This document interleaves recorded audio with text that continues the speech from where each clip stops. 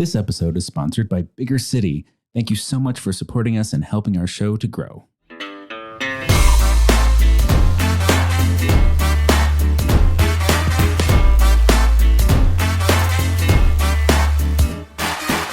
Welcome to the Big Fat Gay Podcast, where we talk about the things that are weighing on our minds. That was not very nice, Michael. I'm a super chub with a big booty. And today I'm a silly boy. It is episode 2 of the day. I have my cafe bonbon. I was reading an interesting Bigger City profile, and I do have a big booty. I'm saying it today. That's right. I often have feelings of inadequacy about my booty because it's big, but it's not big. Oh my God. It's big, but you got it's fucking big. It's plenty big. It's delicious. Oh God, it's second episode of the day energy.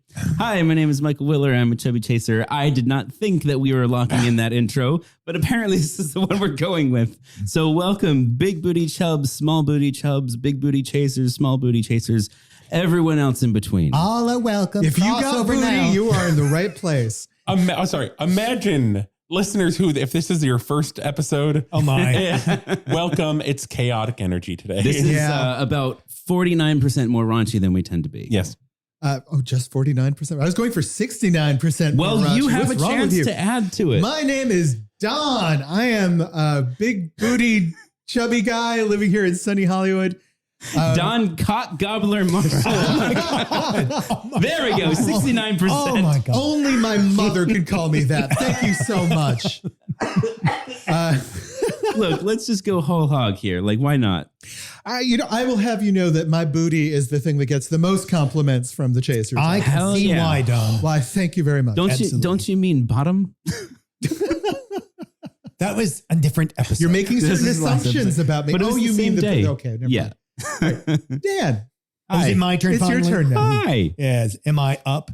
Yes. I don't know. Are you? Yes. So anyway, hi, Dan Oliverio, chubby chaser, author, public speaker, and author. Did I say author? Maybe. That too. Anyway, I'm just delirious with all this big bottom talk. And so, yeah, I'm going to refrain from commenting on. I think that's wise. Yeah, let's get out of it. I would like to get to a more respectable plateau. We should all adopt British accents. That'll do. Yes. Yes. How very wise. Thank you to everyone who has supported the show, even in these most chaotic times. These trying we are silly and Sweet laughing Jesus, at butts. people. Okay, this is the last time we freebase sugar before we come. Yeah, on. this is rough. No, thank you to our sponsors, our affiliates, our patrons, Who have just our pulled out. listeners. Yeah, just please don't stop supporting us. Thank you, everyone. We have exciting things on Patreon, minisodes, behind the scenes, some peanut butter tastings, actually. Yeah. We had a this. very fun behind the scenes. Oh, but not your video. ordinary peanut butters. These are slam These were jam packed with super candy. calorie potions. Yeah. Yeah. You want the sweetest thing you've ever tasted. Mm-hmm. Come watch the video. And the highest fat content of any candy you've ever had. Yeah. Yeah. And you can see what it is. Yeah. With If you would like to see what portions of our bodies we smeared these various peanut concoctions on for the taste. Oh, Lord. Done. We're moving away from sexual. Patreon, people. Patreon. Is this your Patreon? Feed the beast. It's personal Patreon. I think the chaotic, sexy time, booty loving energy is perfect to kind of remind people that Valentine's Day is coming up. And we are going to have our annual kind of saucy, fun, listener mail driven episode. So please send us your questions about Our love. Valentine's Day episode depends on your participation. Yes. We need your questions. Because sometimes chub chaser relations, dating, sexuality is not all it's cracked up to be. And people have questions, people have dilemmas, people have crossroads. And for the record, sometimes it is everything it's cracked up to be in all the best possible ways. And we'll So discuss that too. ask questions and how to get there, and we will get you there. Share listener. stories too. By the way, it doesn't have to be a question. Just tell us a story of one of your best sexual encounters, or worst, I suppose, but let's keep it positive maybe. And then we can talk about it. We can share and other people can enjoy your experience. We can give you the play-by-play. What went right? What went wrong? We can assess your performance. Michael, take us right on into Let's get to some kind pop of culture. Content.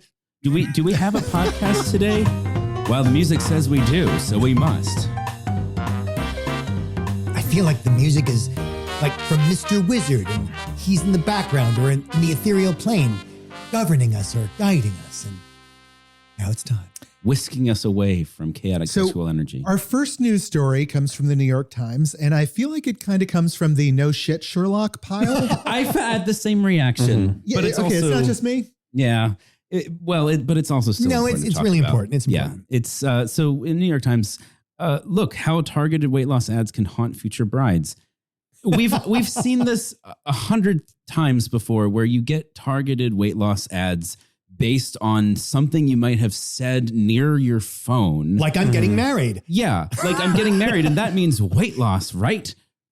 Bridal boot camp. I mean, it's shit like synonymous. that. I mean, it usually is brides, occasionally grooms. But It does mostly happen, brides. but mostly brides. brides. And it's just, and so the article on the one hand, the article is kind of like, yeah, of course that happens, but also it's like, oh my God, this happens. But it's Really? But one of the things I liked about this article is it does go into like, this is not just an annoyance. This is actually assault. This is an assault on your self-esteem as you're heading up towards one of the highest pressure days of anybody's lifetime. Everyone's going to be looking at you. I mean, it's, and you get so many months, however many months it is until your wedding, to worry about what you're going to look like on that day. Well, because your wedding, of course, it's the most important day of your life, meaning, you can just die afterwards. Yeah, It's you're fine. only going to get 2 or 3 of them. Yeah, exactly. That's right. And it's the most important day of your life. It's going to be photographed, and those photographs are not going in some dusty album under a coffee table. Yeah. They are going all over the internet for strangers to make fun of. Well, and this exactly. fucking thing is going to live in your front hallway for the rest of No, your life. it's going to live all over the internet. People are going to make commentaries on what you look like at your wedding. Yeah. And the problem is that, I mean, there's many problems, but one of the problems is that people use the internet as a resource. For instance, if you have a Pinterest and you want to gather like a lookbook of what you want your wedding to look like, inspirational photos, if you want to do any of that kind of stuff, you are giving the internet exactly what it wants. It now knows, hey, you're looking for wedding photos and inspirations. We're going to tell you why you need to lose weight to fit into your gown. And that's fucked. Because even if you are thin, couldn't you be thinner? Shouldn't you be thinner? I think what's interesting about Wear this muumuus is to your wedding.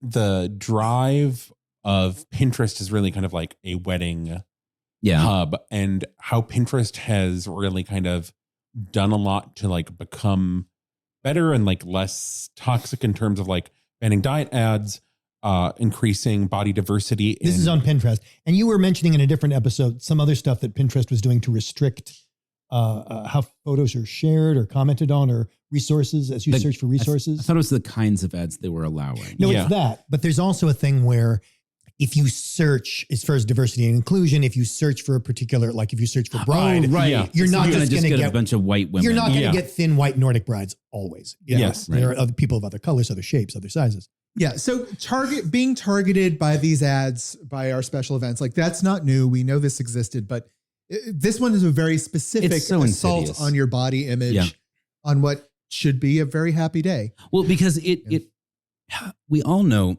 I hope we all know that, weight loss propaganda is it gets under your skin. It just, you see one and it just, that's what's on your mind for the rest of the day, unless you're just numb to it, I guess. And so if you're in a place in your life where if you want to be really focused on something that's supposed to be a joyous, memorable occasion, and that is where so much of your time and energy is going, to have your attention diverted unwillingly over into this thing that you're getting slimed. Yeah. I mean, that's what we're talking about. Is so just destructive. I think it goes beyond just, your everyday sliming. It's something where you're already in this sort of heightened, vulnerable state. Well, and I think it's heightened and vulnerable. And I think it is they are trying to get you to spend more money because it's your one chance. It's this one moment you've been waiting for your entire life. So spend more on the dress, spend more on the table decorations, spend more on this boot camp so you can get the perfect dress that you've This already gym spent membership, more the boot money camp. on, and the hot dog buffet. And I thought it was interesting. I was like, I never read the comments, but I went to the comments to see like, what are people saying about this? Oh God. And it was people acknowledging like, yeah, like it's terrible, but like the money, the wedding industrial complex is really the story to talk about. And I thought that was interesting that people were not like, people were like, yeah, the weight loss stuff is terrible, but like really the whole shaking down brides for money is the real problem, which I think is true, but also I think separating them is not healthy. Like it's all one issue there. Another insidious thing about this is while their main goal is getting you to spend money, we all know that, right? They do something else in the process that I am aware of because it happens to me all the time.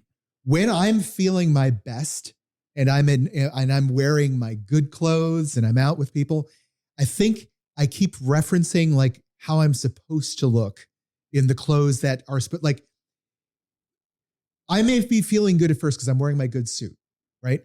But because of these ads I've bombarded with on how I'm supposed to look in the suit, I am looking at the standard deviations of my body in the suit I'm wearing, and I'm focusing on that little belly roll or that bulge off the side and thinking about how that makes me look bad to everyone rather than feeling like I am dressed up.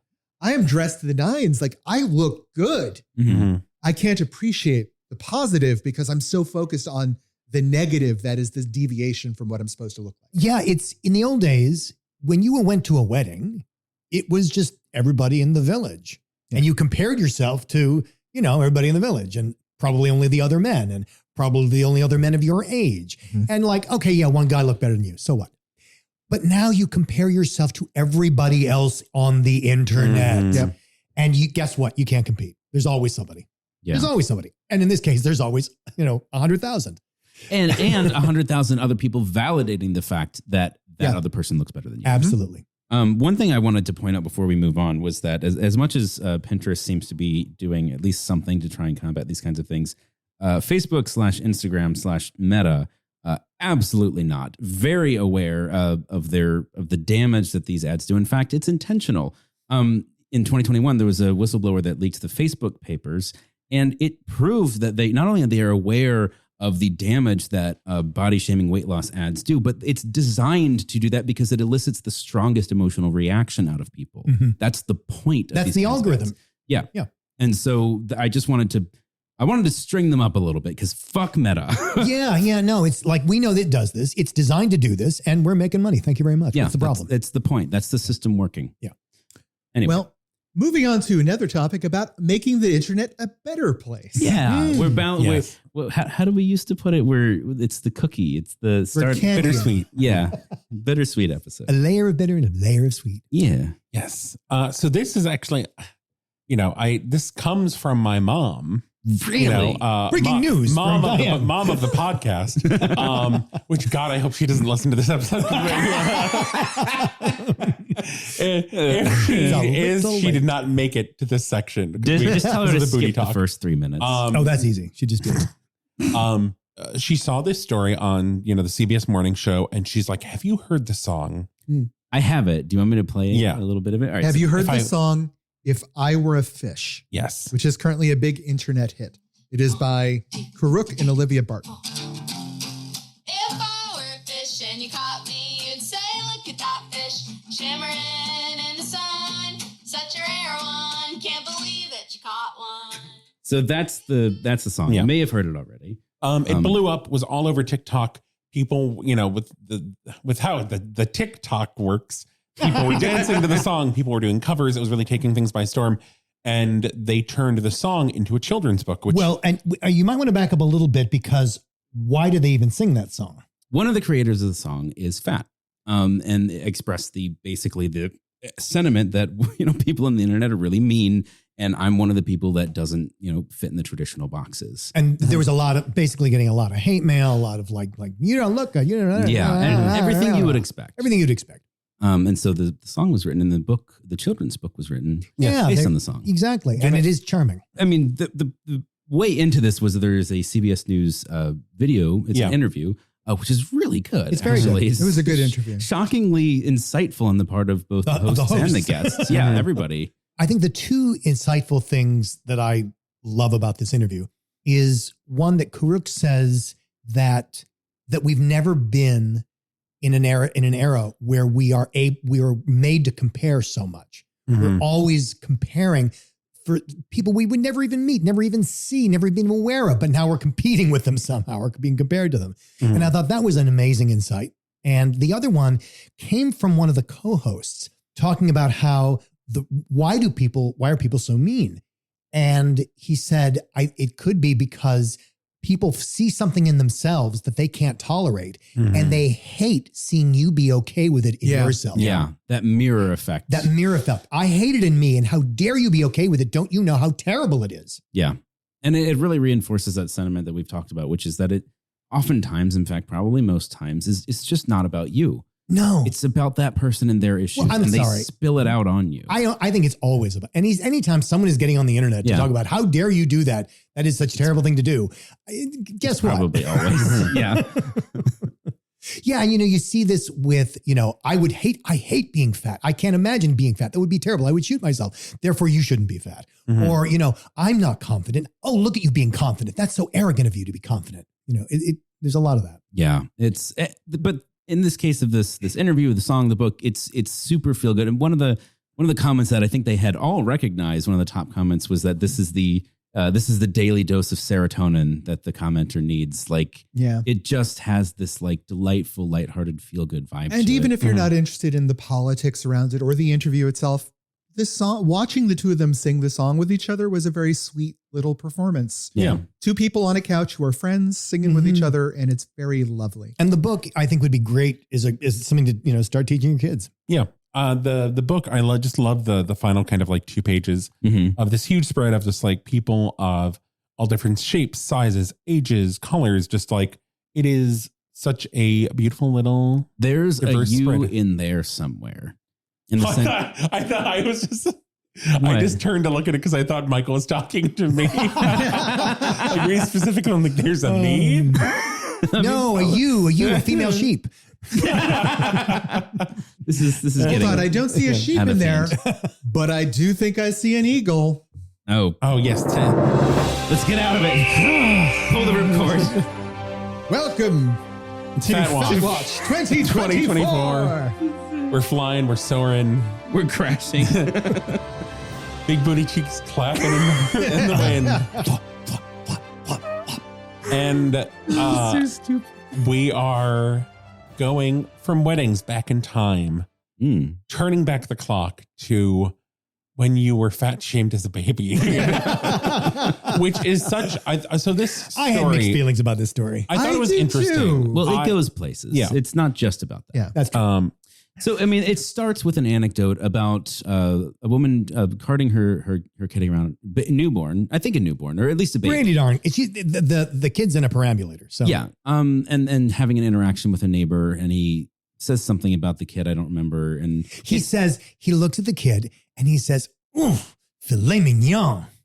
which is really weird. It's a bit, I mean, there's that thing of like, oh, I could eat you Everybody up. wants to eat babies. I don't know what it is. Yeah. Well, and grabbing the like thigh of the baby. So this is a neighbor, but that's all they know each other from is like passing each other on the street every so often. And the guy reaches into the pram and like squeezes or like as if he's inspecting the meat of the filet mignon. Yeah, which as one does. And the mother is like becoming increasingly uncomfortable. Right. And so the point, there's many points of this because it doesn't just linger on that kind of interaction. It really branches out into how we treat kids, not just babies, but kids, toddlers, preschoolers, up to certain ages. And it points at how early these kinds of comments start. And it starts before the kid's even aware of what language is and goes from there. This is why we get such ingrained... And it just continues. Yeah, and it continues. And so the point in terms of when the child is a baby, it's not about the kid, it's about the mother. Yeah. It's about how the mother has to handle these kinds of moments. And it's not just about the kid's weight. There's a lot of times like... Well, it will be the kid's problem. Yeah, eventually. Because there are studies that show that by the age of 6, there's a very famous study where they show 6-year-olds different pictures of different kinds of kids. And they say, which one of these would you like to be friends with? Which one of these would you like to be friends with? Who among this crowd would you like to be friends with? And the fat kid is chosen dead last over kids of different races, over kid in the wheelchair, over the kid on crutches, over the deformed kid. The fat kid is picked last as who they'd like to be friends with. And that's at 6 years old. So you say, you're right. It is the mother's issue to wrangle with it then. In the moment. In that moment. Mm-hmm. Yeah. But yeah, it's going to become the kid's problem real soon. Yeah. I mean, I know that I think it's so interesting when, there is the talk of like, oh my God, the beat, look at those rolls. Look at the just the obsession over, it still happens to me. No, but like the fat baby, fat toddler of like, oh, look how perfect and fat this baby is. Yeah. And then you take that same kid and they're a fat, 8-year-old, 10-year-old, whatever. And it is a completely different situation. Mm-hmm. Yeah. And it is this like, I think it's always weird for the mind fuck of like, oh, you were such a fat, cute baby. Right. And then it's like, okay, well, that was okay then, but now it's wrong. And yeah. It's, I am maintaining the same kind of body, but it is unacceptable now. And the fact that it is so acceptable to make those comments that the essentially kids are the last, group of people that it's just like okay to make these comments about. Well, because they don't really understand, Michael. They must not. Also, let's not ignore the fact that at that age, it's intended positively. Or it's intended as guidance. The same way for the same reason you can hit a kid, but you can't hit an adult. You can say horrible, mean things to a kid that you would never say to an adult, or you get hit. Oh, that's interesting. Yeah. That's actually. There's something else I want to wrangle with in this article, which is the headline is a bit explosive, which is like, a stranger fat shamed my child. Mm-hmm. Well, that's not really dealt with in the article, unless I'm missing something. There is one point where the woman says like, a woman came up to my baby and said that it was chubby. That's not fat shaming. Your kid's chubby. That's okay. Yeah. It's okay to have a chubby kid. Yeah. It's okay to have a chubby adult. That's not fat shaming. So I think sometimes, as is pointed out in the article later on, sometimes it's internalized fat phobia. Yeah. Mm-hmm. It's really, it's the mom dealing with how terrible it would be to be chubby. Well, and that's kind of my point is that when that happens for the mom, unless the mom is really enlightened and maybe reads an article like this, which ends with suggestions, that mom is going to internalize it and spit it back out on the kid as they raise them. I can attest to that was my childhood experience. Yep. People would comment on my fatness as a child. My mom was horrified by it and reacted accordingly. Yeah. And guess what you learned from that? Yeah. Yeah. I mean, I was The being horror dragged of to Weight fatness. Watchers at age 10. Yeah. So common. Well, I mean, I was leading a seminar for adults and teachers who were taken care of. I mean, in the sense of like they were in charge of, the kids who might be fat. And one of the participants is a mother of 2 fat teens. One of them's younger. And the younger one, came home one day and said like, Mommy, the kids at school called me fat. Am I fat? And Mom said, she volunteered this. Oh, honey, you're not fat. You're beautiful. Yeah. And that's the same as, my kid isn't chubby. He's beautiful.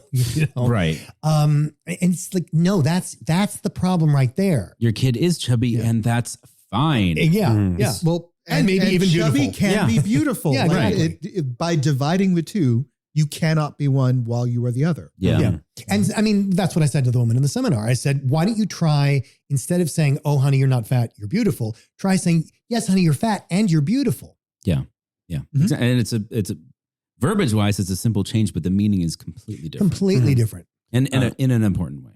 But I think this is just like, once again, a great thing to send to, the parents in your lives, the new parents, the parents to be, because I think it is just a good way to lay a track of healthy behaviors for both parent and child. Yeah. They literally have that. The second half of the article is suggestions for parents on how to counteract that kind of external and internal, body shaping and fat phobia. Things like don't restrict foods, build resilience and self-esteem. Like it's generally just good parenting advice, but you can have it all condensed in one place.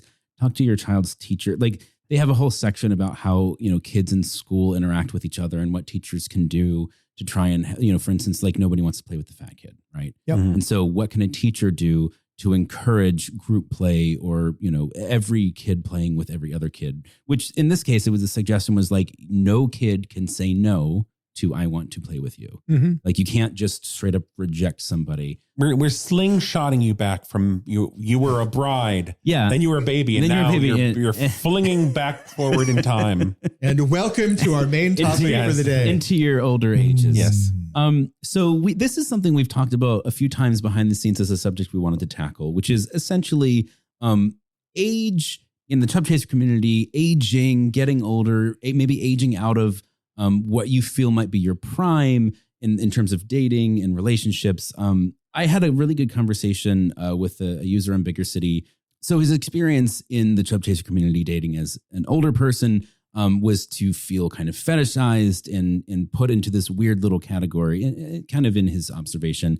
And we wanted to talk about just that experience. And maybe even part of it is, as you get older, gaining weight and, the difference in the change in your body over time. And there's just so many things wrapped up in it. There are going to be a lot of people, and this is one of the reasons why I wanted to do this topic, is because my father kept coming at me. My father, who has never listened to our podcast ever, kept coming to me and saying, you need to put me on your podcast. Oh, I love What?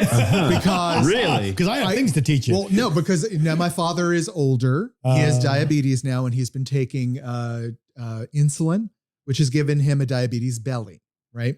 And the thing that he keeps saying, he claims he's never had a belly in his life. He's had a belly since I was born. He's always had a belly. But didn't you say like how he knows himself is as a teenage athlete? He knows himself as a teenage athlete. That has Yeah. always been the way he's seen himself.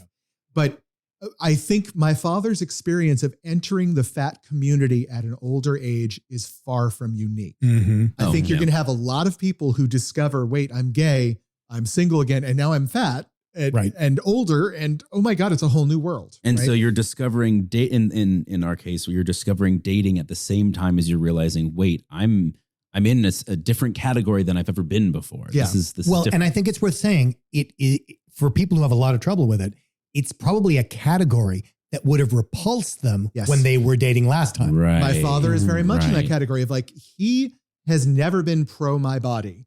Mhm. And now all of a sudden at age 80, he's like, people need to understand how hard it is to be fat. I'm like, oh, well, thank you. Thank you. I'm glad we got there in the end. Yeah. Jesus. Well, what's funny is he's still talking about himself. That's Of never course. included. And it's me not in the about you. Yeah, conversation. It's not never- about you. whenever. Yeah, of course not. Yeah. It's of course it's been a problem for you, but for me. Yeah, exactly.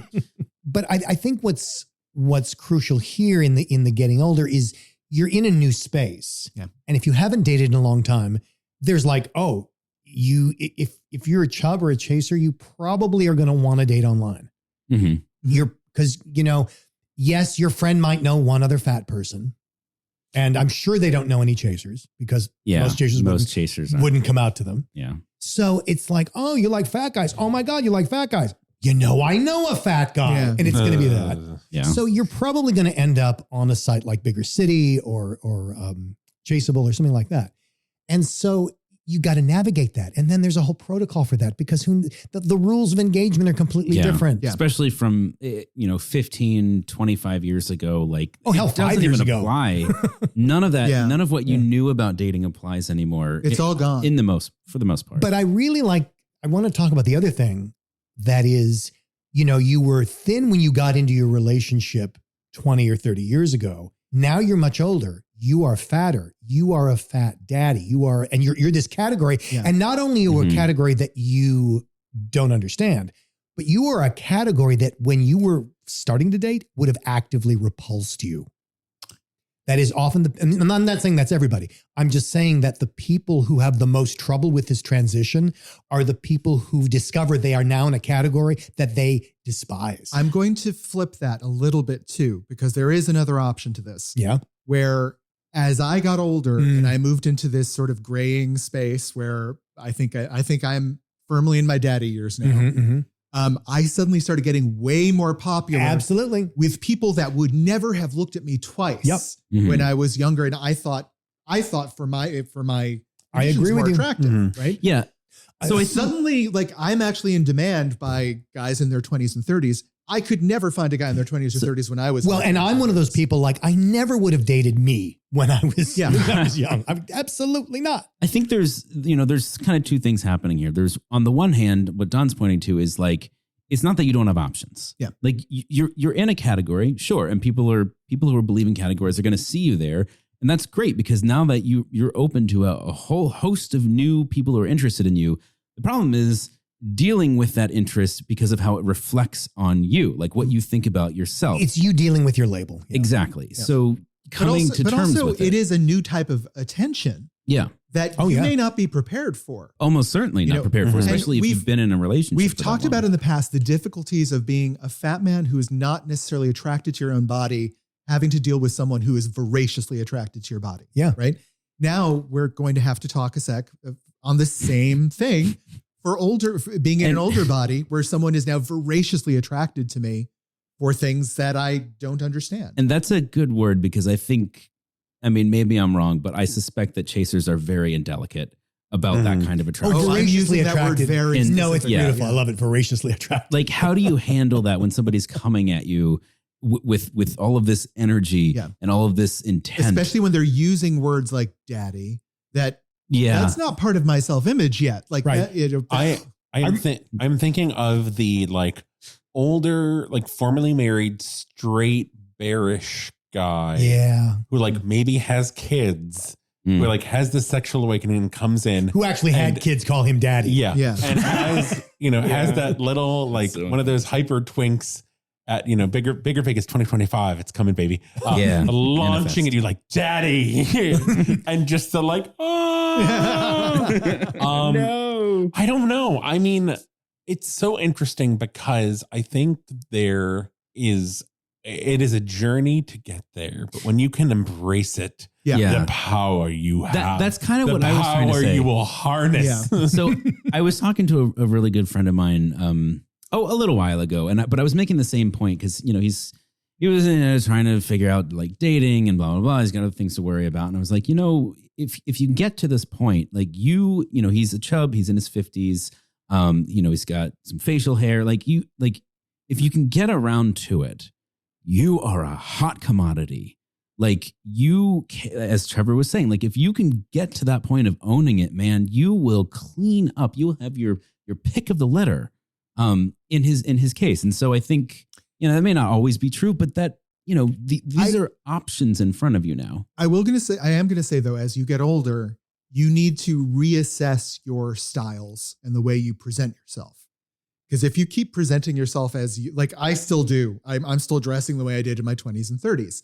One of the things I want to do this year is update my wardrobe to be more age appropriate is the wrong word, but you want to be to market who I am. Yeah, I think to express yourself better. Yeah, well, I feel like I express myself fine, but I want to present myself. I want to present the package in a more crowd pleasing form, I guess. Well, and it's part of getting in touch. Like, as people, we are naturally changing whether we like it or not. And if your identity is sort of updating as you get older, it's kind of a process of getting back in touch with who you are. Well, and like the schlubby t-shirt and jeans that work so well for you in your 30s may not be attractive at all for a gentleman in his 50s. Yeah. Yeah. And it's time, you have to reassess who you are occasionally throughout your lifetime. Yeah. So can we talk about the chasers? Yeah. Because and as an aging chaser, I can tell you, there's also things your body's going to change. The older you get, the more younger chasers there are that you are also, standing next to. Mm-hmm. And you are guess what? You are no longer the hottest, leanest, handsomest guy in the room. That's just, even if as if you ever were. But, the thing is that you're not, a lot of young hot chasers have had to contend with the fact that as they get older, it's not just obvious why a chub should get with them. I mean, look. Right. Mm-hmm. Right. Yep. And so the chasers, I got news for you. As if you haven't already, and you should have already, you have to have more to offer a chub than just you look good. Yeah. Please. Please have more read offer. a book. No, chasers. I swear to you, chasers really think that's enough. Yeah. They really do, for a bunch of ugly and terrible reasons. And, like I said, it's not unique to chasers. A lot of men just do that. Like, I look like this. Why wouldn't you want to get with this? And I hate it, but we've already had the. But just to finish the point, if you want to play that game in your head, like, well, why will you get with me? What am I going to bring to the table? Well, maybe, hopefully, you have better technique. Have you developed your technique? Experience. Have you learned anything? Mm-hmm. Well, there better be something in the experience, because if you've just done the same thing for 30 years, that's not necessarily better to experience. I hate to confess it, but I've been with a couple like lovely older chasers who were very handsome and the worst people in the sack I've ever been with. Had no idea what the hell they were doing. And I didn't want to go back for seconds. I mean, there is there are a couple of truisms in the chub chaser community. And one of them is like, the handsomer the chaser, the poorer their technique. I have noticed that. Yeah. It's really weird. Well, because they haven't had to develop it. So I have a question about this. If you are with a hot chaser who sucks in bed, how is that hot chaser ever supposed to learn that they suck in bed unless somebody tells them? Yep. Because let's be honest. The only reason he's in the bed in the first place is because you invited him because he looks so damn good.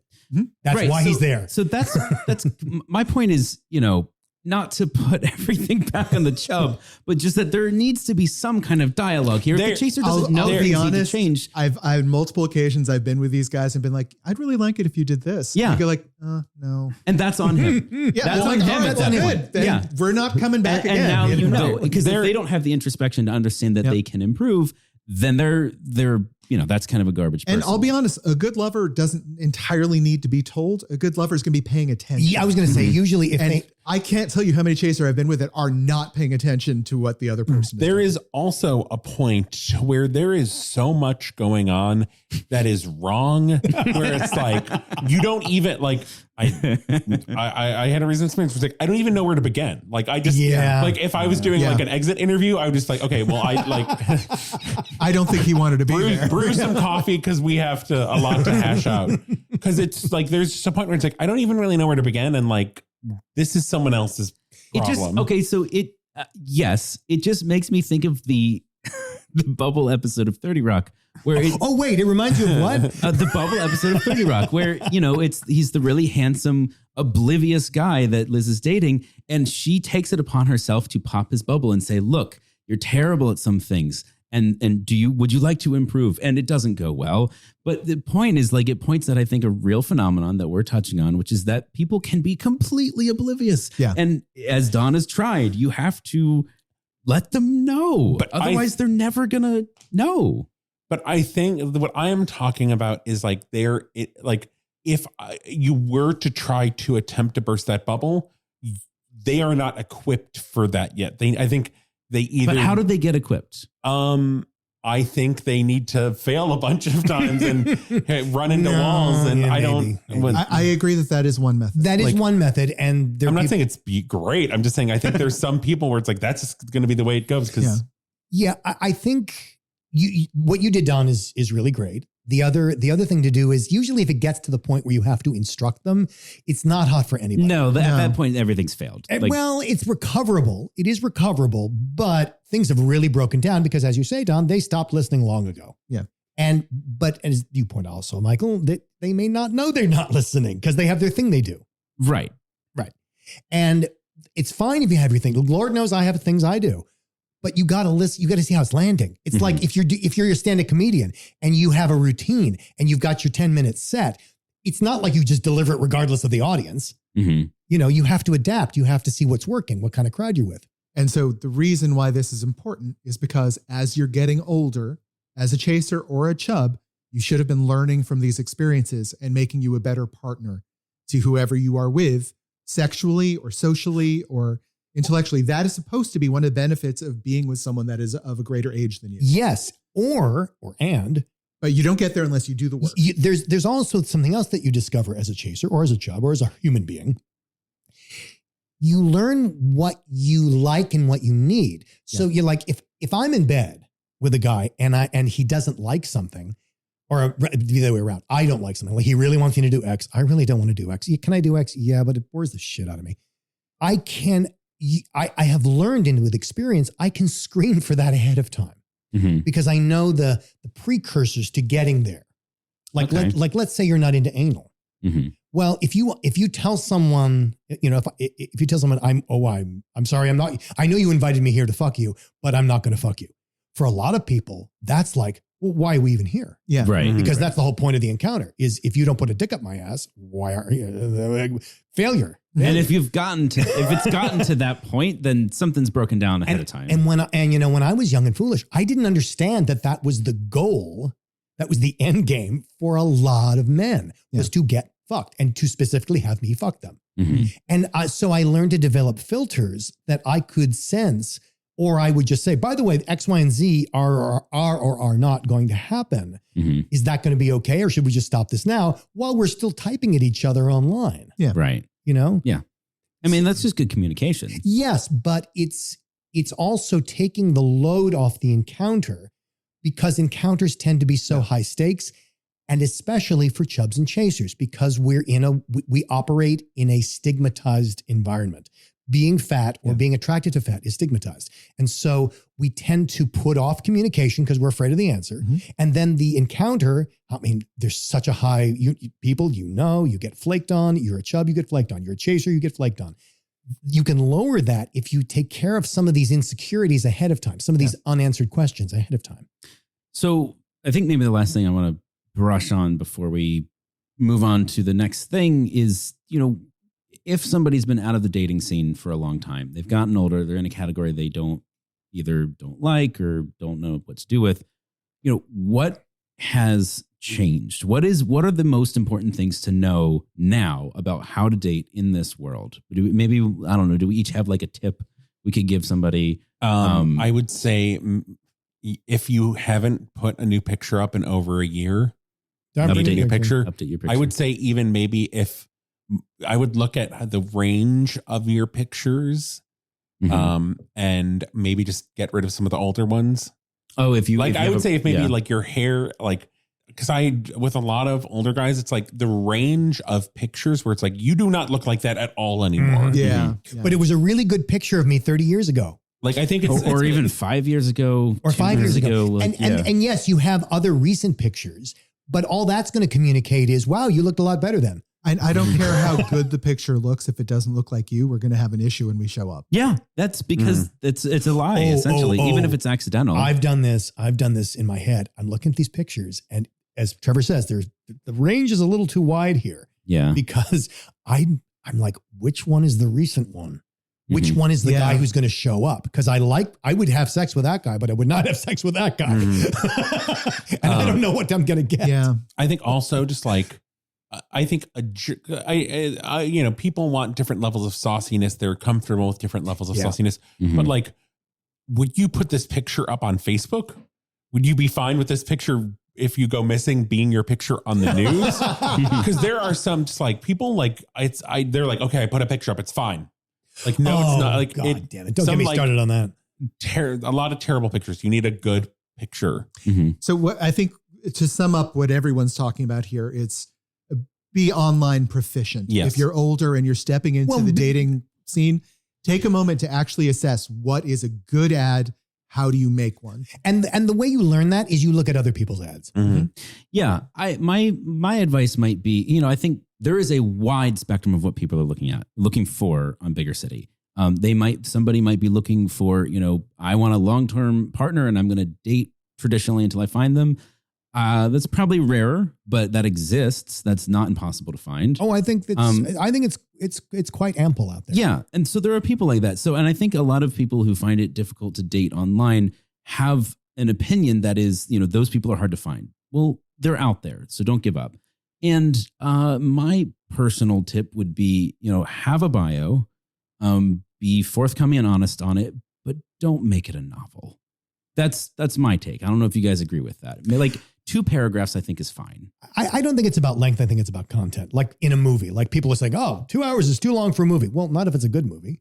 Okay. So I don't have a thing about length. I have a thing about things to avoid. And actually, I feel like I'm stealing this from somebody on Tumblr who just talked about, because he's a fat guy looking for a fit woman. Okay. And he's straight, obviously. And he had someone said like, my God, how did you get women to date you?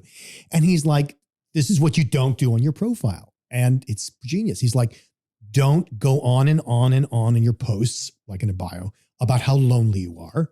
Mm-hmm. Don't go on and on and on about all the different people you don't want to meet. Mm-hmm. Or the behaviors you don't want to see. Or the behaviors you don't want to see. Don't go on and on and on about how you're desperate to find your soulmate. The sad sack person. It's really because all of them point back to you've been used and abused. And it's not that, people think you're bad and wrong, but people are like, I don't want to interact with, I don't want to first date with that. I see a lot of ads like that on Bigger City from both Chubs. But I'm just Chasers. telling the truth. No, you're putting people off. Your bio is a preview of what hanging out with you will be like. Yeah. Is that what hanging out with you is going to be like? And so if that's what I'm anticipating being, if I go on a date with you, I'm going to expect something like what you wrote in your bio. Yeah. And that says a lot. And by the way, those things I'm quoting came from a fat guy who was looking to date. Mm-hmm. And actually, he did have a lot of stuff that was like really whiny and really like, I'm all alone and this is terrible and life's and dating sucks. He had a lot of that stuff. And guess what? It didn't work. It attracted no one. Mm. And then he stopped doing that and turned it around a little bit. And guess what? Now he's dating. Nice. That's great. Yeah. Yeah. Let's get follow-ups from people. If you have any, thoughts, opinions, additional advice, anything like that, let us know. We'll have the social media and contact info at the end of the episode. Mm. Or especially if you're a young guy looking for an older guy, what do you like to see in an older profile? Yeah. Yeah. Great question. Tip. We do have a tip. Yeah. So maybe, like Don, you are looking for a doctor to, to check things out. To put vinegar up your butt. Yeah. You want a fat-friendly doctor. There is like a crowd-sourced list of fat-friendly doctors that has been curated by Mary Lambert, past feature of the podcast.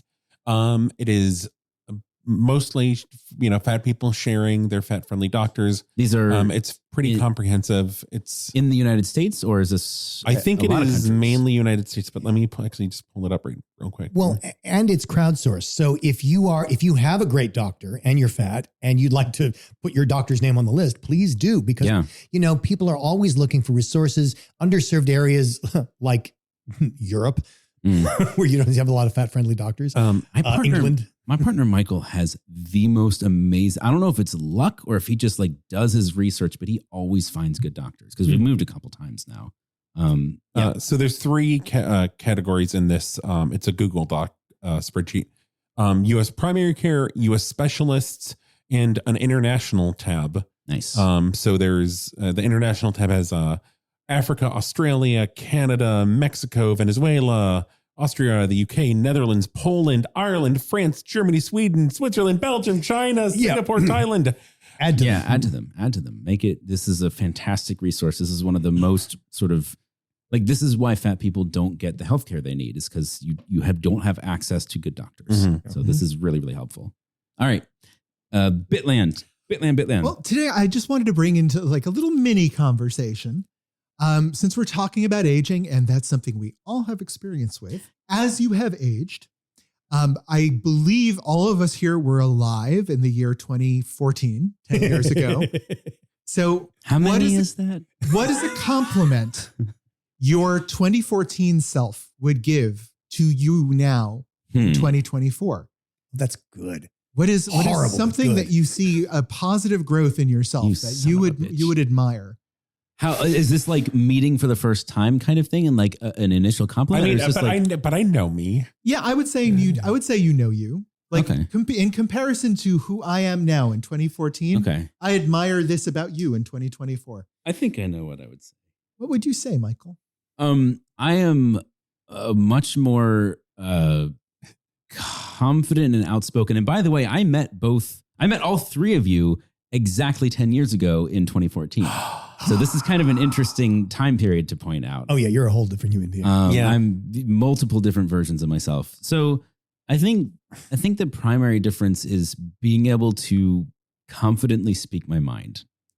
I would say that was the biggest improvement and a compliment that would jump to mind immediately. So greater confidence and greater security in your own opinions. And yeah, not just opinions, but being able to share, like not just sitting Being and able to share. listening. Yeah. Yeah. Mm. Yeah. I was much quieter back then. So let's start with our young. Oh, we got Dan. Okay. Well, I was just because it's topically related. I mean, I would say kind of the same thing. I'm much more open, self-expressed. I'm a little more chill. Trevor and I, when we first started hanging out, Oh my God. we had great conversations, but there was also a lot of like awkward pauses. Yeah.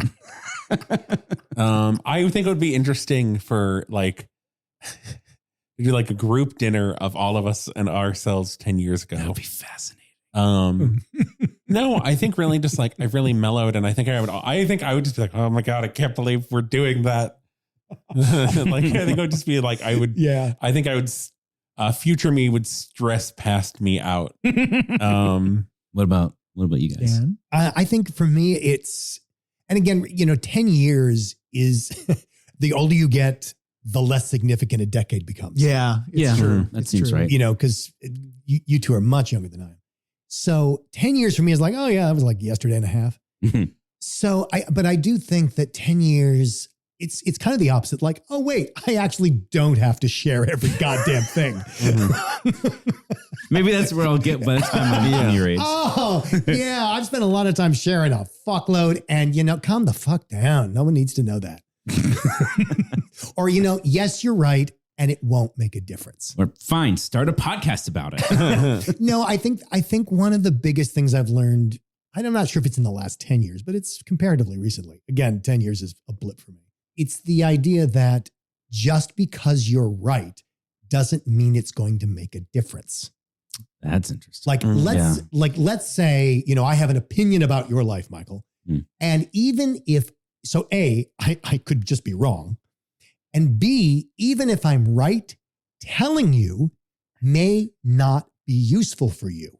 Mm-hmm. And that has been a comparatively recent discovery, that being right doesn't necessarily matter. Yeah, I get that.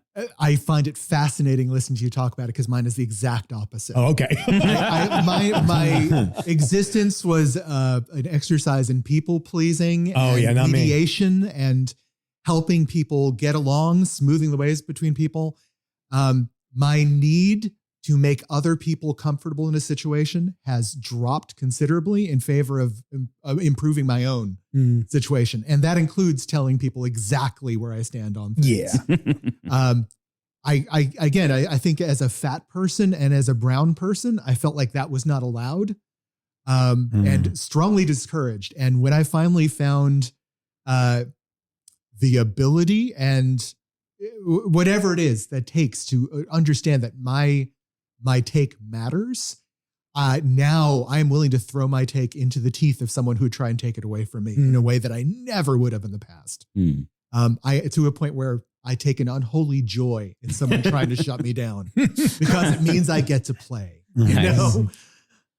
Yeah. So confrontation. I am now a confrontational person in a way I never was. Yeah, I was always confrontational. So, dear listener, would you like to give us a compliment from when you were listening to us 10 years ago? Trevor, where could they do that? We're on Twitter and Instagram as @BigFatGayPod. We're on Facebook as the Big Fat Gay Podcast. Leave us 5 stars there. Leave us 5 stars on every podcast platform. Yeah. We haven't gotten a review in a while. I'd love to see a new review on Apple Podcasts. Support us on Patreon at patreon.com/BigFatGayPod. See the articles we talk about at www.bigfatgaypod.com. Also, send us your Valentine's questions. Valentine's questions, Valentine's stories, Valentine's everything.